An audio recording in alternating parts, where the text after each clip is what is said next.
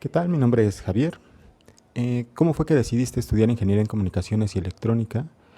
Pues básicamente porque en la media superior tenía una carrera técnica en sistemas digitales y era ya muy enfocada hacia esta área físico-matemáticas, además del gusto que ya tenía por las mates, por la física, ¿no? Desde pequeño. ¿Cuáles fueron los factores que incidieron en tu toma de decisión profesional? Antes de escoger la ingeniería en comunicaciones y electrónica, yo había escogido otra carrera, ¿no? De otra área completamente distinta, era licenciatura en turismo. Sin embargo, por cuestiones de defensa de derechos estudiantiles, tuve diversos problemas en esta escuela y tuve que hacer mi cambio hacia la ingeniería.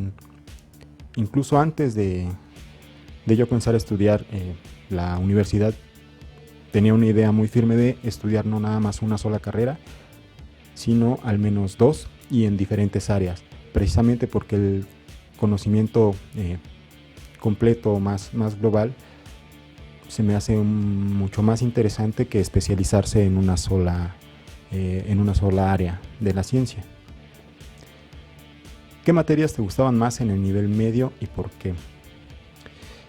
Recuerdo tres materias que me llamaban mucho la atención, que era física, eh, sistemas digitales y programación.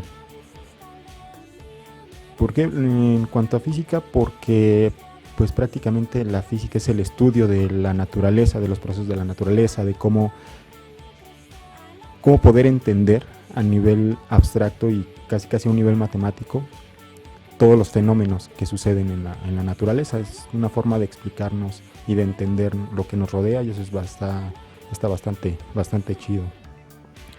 La programación porque es la cosa más abstracta que haya podido estudiar, es prácticamente llegar a entender un lenguaje para hablar y darle órdenes a una máquina y pueda hacer algo que tú quieres que haga. No necesariamente tiene que ser una computadora, se puede programar muchos tipos de dispositivos y a diferentes niveles, no solamente la programación que conocemos. Entonces eso era algo muy atractivo para mí, para poder realizar muchas cosas. Y sistemas digitales, porque era la parte como más visible de manera práctica. El encender foquitos, el hacer girar motores, ¿no? Utilizar botones, pantallas digitales, ¿no? Todo este tipo de cosas era algo más que se podía ver más materializado y era muy atractivo, ¿no? ¿A qué se dedica un profesionista como tú concretamente? Es una ventaja y una desventaja la manera o el modelo educativo que tenemos en las universidades públicas, ya que la especialización es únicamente en el último año.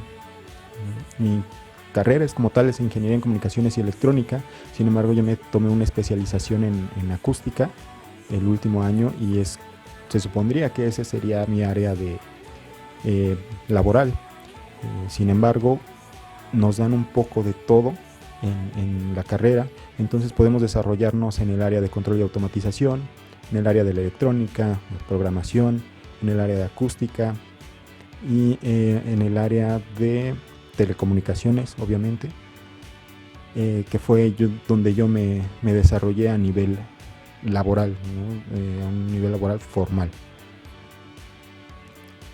¿Consideras que actualmente la educación superior es necesaria para construir un mejor futuro?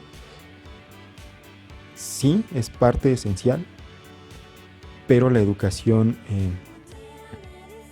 global en general o más completa, no solo de una sola ciencia, sino de la mayor cantidad de conocimiento posible, es muy importante para la transformación.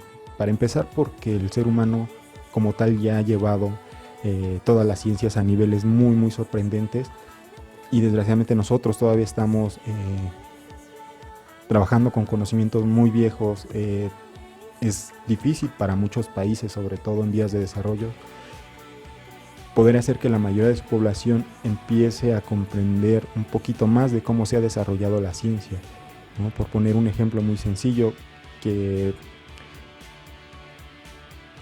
a lo mejor es un poco complejo manejarlo, que es la estructura del átomo, por ejemplo, que desde hace más de 60 años ya es algo completamente obsoleto, ¿no? Y el desarrollar un conocimiento para poder entender lo que la ciencia actualmente ha descubierto de cómo funciona la materia, creo que no nada más se tendría que tener una educación a nivel superior de el área de ingeniería o de físico-matemáticas, sino también la parte filosófica, la parte del desarrollo emocional y cognitivo, porque a veces es muy difícil entender ciertos conceptos y tratar de imaginarlos es aún más difícil.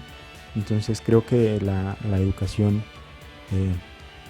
más completa, más robusta sería algo muchísimo mejor para poder construir un futuro.